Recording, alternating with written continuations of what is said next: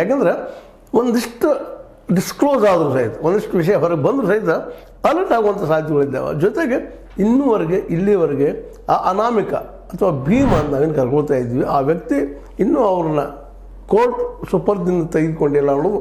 ಯಾಕೆಂದರೆ ಈಗ ಅದೇ ವ್ಯಕ್ತಿ ಮೇಲೆ ಎಲ್ಲರೂ ಯಾವಾಗ ಇವ್ರ ಕಡೆಯಿಂದ ಸತ್ಯಗಳು ಹೊರ ಹಾಕಿಸ್ತಾರಪ್ಪ ಇವರು ಎಲ್ಲೆಲ್ಲಿ ಹೋಗ್ತಾರೆ ಅನ್ನೋದು ಇಡೀ ಮೀಡಿಯಾದ ಇಡೀ ಜಗತ್ತಿನ ಒಂದು ಸೂಕ್ಷ್ಮ ದೃಷ್ಟಿ ಆ ಕಡೆನೇ ಇದೆ. ಯಾಕಂದ್ರೆ ಈ ಸಲ ಇದು ಫೈನಲ್ ಆಗಬೇಕು, ಅದು ಆಗ್ಯದನೋ ಇಲ್ಲೋ, ಮಾಡಿದವ ಅವರು ಹೌದು ಅಲ್ಲೋ ಅನ್ನೋದು ಇವತ್ತು ನಿರ್ಣಾಯಕ ಹಂತಕ್ಕೆ ಬಂದು ನಿಂತದೆ ಇವತ್ತು.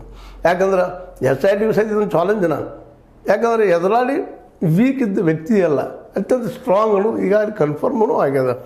ಅದಕ್ಕಾಗಿ ಈ ಒಂದು ತನಿಖೆ SIT ತನಿಖೆ ನಿಶ್ಚಿತವಾಗಿಯೂ ಎರಡೂ ಕಡೆ ಒಂದು ತನ್ನ ಇಡೀ ವ್ಯಕ್ತಿತ್ವವನ್ನು ಕಳೆದುಕೊಳ್ಳೋ ಸ್ಥಿತಿಯಲ್ಲಿ ಬಂದಿಟ್ಟಿದ್ದೀನಿ ಅನ್ನೋಂಥ ಭಯ ಇದನ್ನು ಮಾಡಿದಂಥ ಒಂದು ಶಕ್ತಿ ಇದೆ. ಅದೇ ಕಾಲಕ್ಕೆ ಇದನ್ನು ಮಾಡಲೇಬೇಕನ್ನುವಂಥದ್ದು ಯುಕ್ತಿ ವಿಚಾರಗಳು ಎಲ್ಲ ಕಡೆಗೂ ಅದಾವಂತ.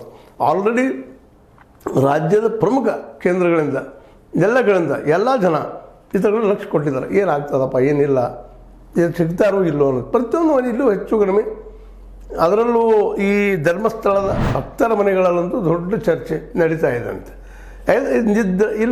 ಇದ್ದಾರೋ ಅಥವಾ ಇಲ್ಲವೋ ಇವರು ಇದ್ದಾರೆ ಮತ್ತೆ ಯಾರಿದ್ದಾರೆ ಅನ್ನುವಂಥದ್ದು. ಯಾಕಂದ್ರೆ ಆಲ್ರೆಡಿ ಈ ಕಳೆದ ಏನು ಸೌಜನ್ಯ ಕೇಸ್ ಒಂದು ರೂಪ ಹಿಡಿತೋ, ಆ ಪ್ರಕರಣ ಯಾವ ರೂಪನ್ನು ಪಡ್ಕೊಳ್ತೋ, ಆ ಸಂದರ್ಭದಿಂದ ಇಲ್ಲಿವರೆಗೆ ಪ್ರತಿದಿನ ಆ ಸುತ್ತಮುತ್ತಲ ಏರಿಯಾದಲ್ಲೇ ನೆರೆ ರಾಜ್ಯಗಳಲ್ಲಿ ಚರ್ಚೆ ನಡೀತಾನೆ ಇದೆ. ಇದು ಯಾರು ಮಾಡ್ತಾ ಇದ್ದಾರಪ್ಪ, ಇದ್ರ ಹಿಂದೆ ಯಾರಿದ್ದಾರೆ, ಅನೇಕ ಕೊಲೆಗಳಾಗ್ತಾ ಇದ್ದಾವೆ, ಮತ್ತೆ ಬೀಳ್ತಾ ಇದ್ದಾವೆ.